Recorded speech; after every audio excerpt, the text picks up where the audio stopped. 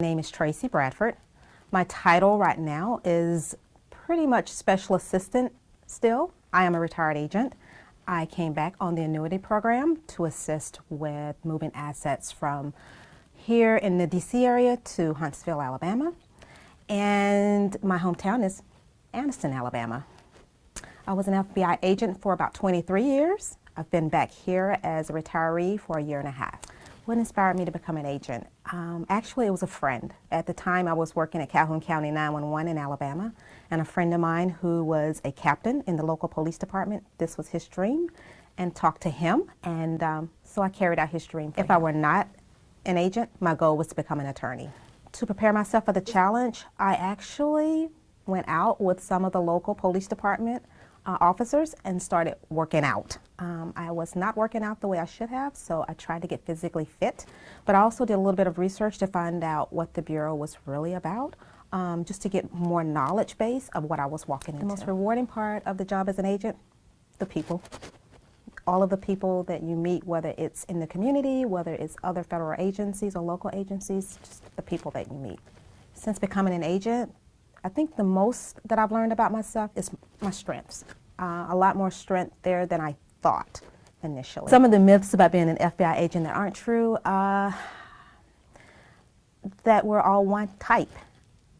We come in different looks, different genders, come from different backgrounds, and we bring a wealth of knowledge to the table just for our diversity. So I think what we bring to the table in terms of just being different. Some of the myths about being a black female agent that aren't true, that we have limitations. I think that we can do much more than most people think. We have a very broad spectrum of knowledge and experiences that go beyond what the average person might think. My dream location to serve as an agent, I honestly would say Charlotte, North Carolina. And I would say Charlotte just because of the simplicity of life. I would also say Charlotte because, of course, the location. But I do think there's also good work there. What I always tell young African American boys and girls who look at the FBI for a possible career, I tell them first and foremost, watch who you are around, watch your friends, because you can pick up bad habits from friends. And the Bureau does not tolerate that. So watch your friends. I also tell the young ladies in particular, watch your credit history because you can become a risk. The Bureau will not want you if you have too much debt.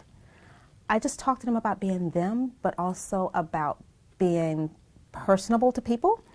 And with today's society, getting away from too much of the technology, and not putting too much information out there about themselves that could possibly harm them or could possibly impact them from becoming, whether it's an FBI agent or any federal agency. I try to give them just the basics of what not to do. What efforts can be done to inspire or to assist with helping to recruit more FBI agents, African Americans? I think getting out there in the community and talking. They have to see us first. They have to know we exist. So that presence in the community, but also starting at a younger age. I don't think we have to wait till they get in college. I think we start having these conversations when they're in junior high school. These kids know what they want. They're a lot brighter than what most people think. So I think we have those conversations at an early age. How do I balance self-improvement, career, and a personal life? I would say, first and foremost, for me, it's reflection at the end of every day. I will never forget one of my SACs, former SACs, his comment was always go back and reflect at the end of the day to see what did you do and how can you be better.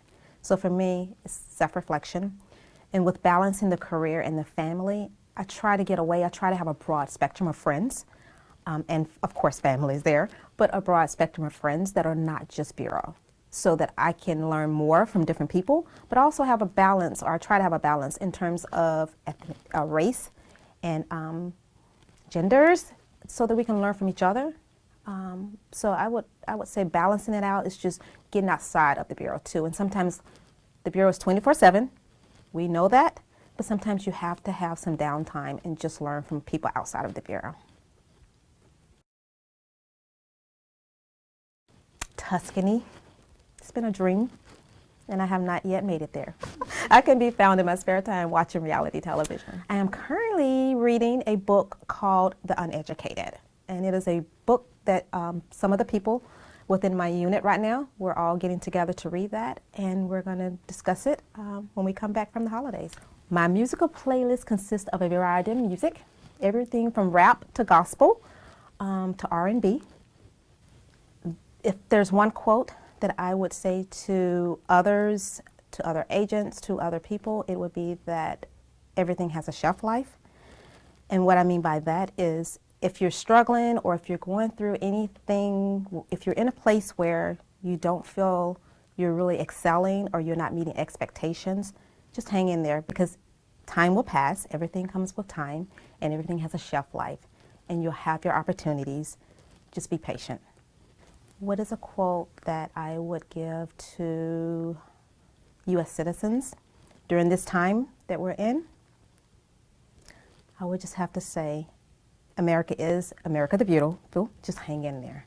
Again, everything has a shelf life. Celebrating the 100th year of African Americans in the FBI as agents was phenomenal. I couldn't believe the turnout we had, first of all, but just to think back in history and time and to see where we've come from, we're not where we would like to be in terms of the number of African American special agents in the FBI,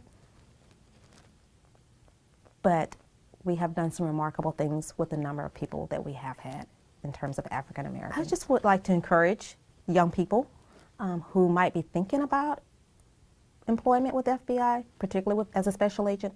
They can do it. I mean, I came from Alabama, and I tell all of the new hires when I go and I speak to the new hires who are coming aboard, I'm a little black girl from Alabama.